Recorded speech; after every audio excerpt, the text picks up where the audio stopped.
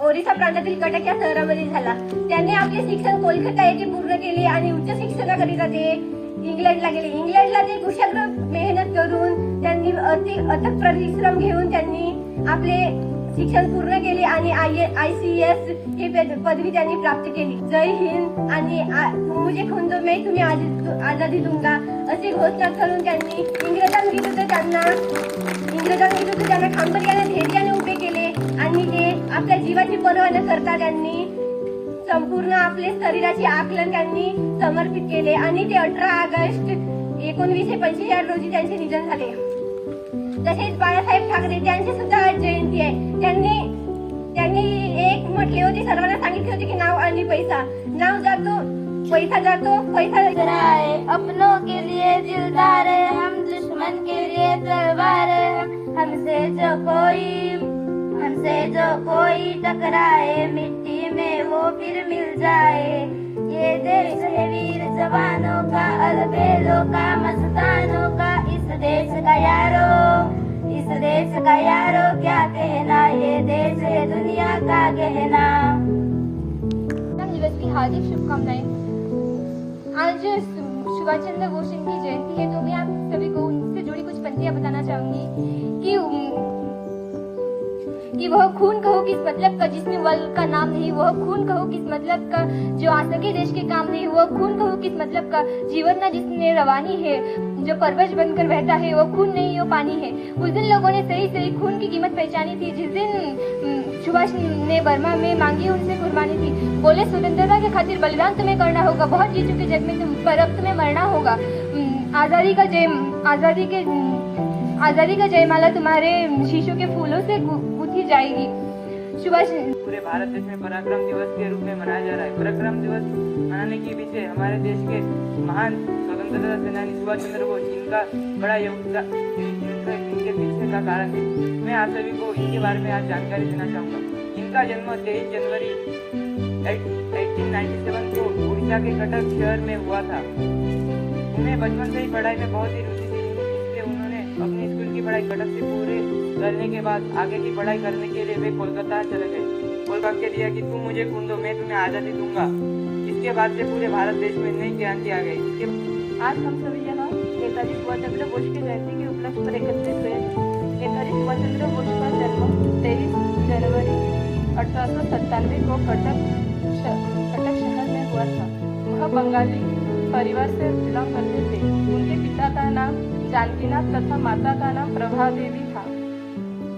वह कुल मिलाकर 14 भाई बहन थे और वह 9वें नंबर पर आते थे. सुभाष चंद्र बोस को बचपन से ही पढ़ने का बहुत शौक था, तो वह प्राथमिक शिक्षा के लिए कलकत्ता गए थे पढ़ने के लिए. तो मैं तब की एक कहानी सुनाना चाहती हूँ. जब वह कलकत्ता में पढ़ते थे, मतलब उनको पढ़ाई में बहुत रुचि थी, इसलिए वो सभी सब्जेक्ट में बहुत आगे थे. लेकिन बंगाली उनको ज़्यादा अच्छा नहीं लगता, मतलब बंगाली में वह बहुत पीछे थे. तो एक दिन क्या हुआ, विद्यालय में उन सभी को निबंध लिखने के लिए बताया गया बंगाली में. तो सभी ने बंगाली में निबंध लिख कर लाए, लेकिन उनके कक्षा के मैडम को लगा कि उनके निबंध में कुछ कमियां हैं. तो उन्होंने सभी के सामने बताया कि तुम बंगाली में बहुत कमजोर हो, हालांकि तुम सभी सब्जेक्ट में आगे हो, लेकिन बंगाली में कहीं ना कहीं तुम्हें आगे आने की कोशिश करनी चाहिए. तो उनके कक्षा के एक विद्यार्थी ने कहा, चाहे तुम सभी सब्जेक्ट में आगे हो, लेकिन तुम सर्वप्रथम नहीं हो, क्योंकि बंगाली में तुम पीछे हो.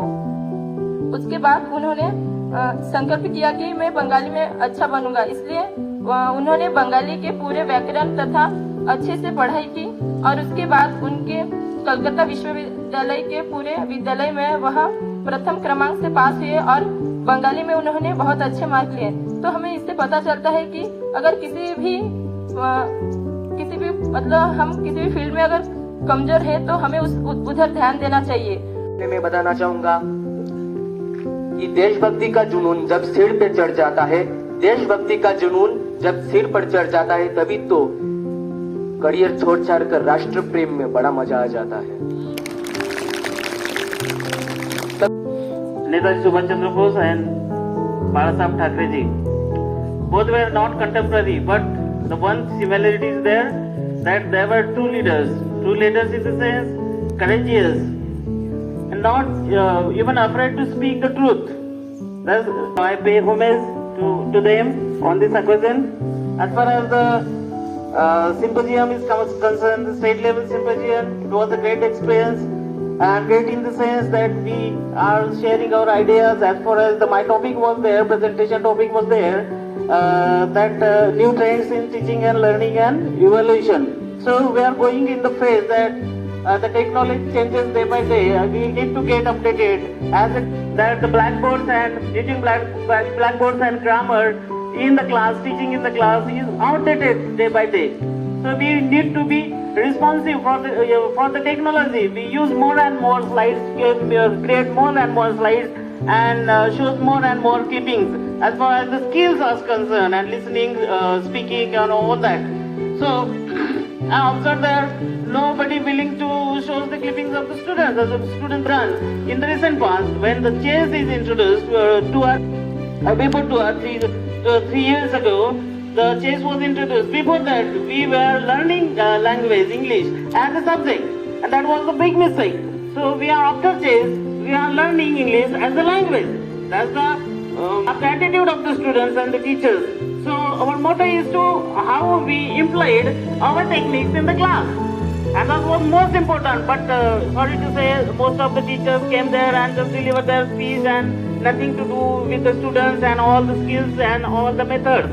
They focus on the methods, they focus on the charts, and focus on the delivering speeches. That was the negative aspects of the presentation. But I must say, we learned by them as well.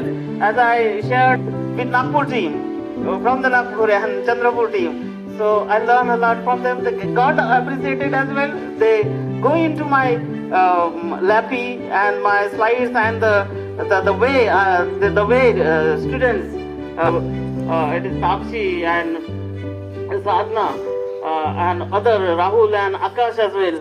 So they watch all the clippings with curiosity and they push my competence. And it was the sad part that they give only 5 minutes to elaborate the presentation. So I will make my presentation as own independently and will show on social media and will tag Raha Aurangabad. I hope our efforts will continue forever and forever. I hope they will appreciate our efforts, students' efforts one day. So, काय समजलं का? अनुभव होता की मंगळवारचा वेळ मिळाला नाही. आम्ही एक दिवस आधी गेलो, पण स्वामी समर्थांचं जे मंदिर आहे अक्कलकोटला तिथं जाऊन आलो. आजूबाजूचा परिसर आम्हाला बघता आला नाही. जर आमचा प्लॅन होता, नागपूरची टीमने मला बराच फोर्स केला, चंद्रपूरची टीम सोबत आम्ही वापस आलो मग. पण तिथं त्यांनी बराच फोर्स केला की थांबा, कदाचित सोमवारला सुट्टी घ्यावी लागली असती. आणि आधीच संस्थेनी आणि शाळेनी मला परवानगी दिली, त्याच्यामुळे मी त्यांचा आभारी होतो. त्याच्यामुळे मला अजून एक दिवस आला टोन अजून एक दिवस मला सुट्टी घालवता शक्य नव्हतं. त्यामुळे मला परत यावं लागलं आणि तिथल्या लोकांशी परिचय झाला. खूप चांगली लोक आहेत, मनानं खूपच सहकार्य करतात आणि त्यांची जी भाषा आहे किती विनम्र व्यवहार करतात हे शिकायला मिळालं.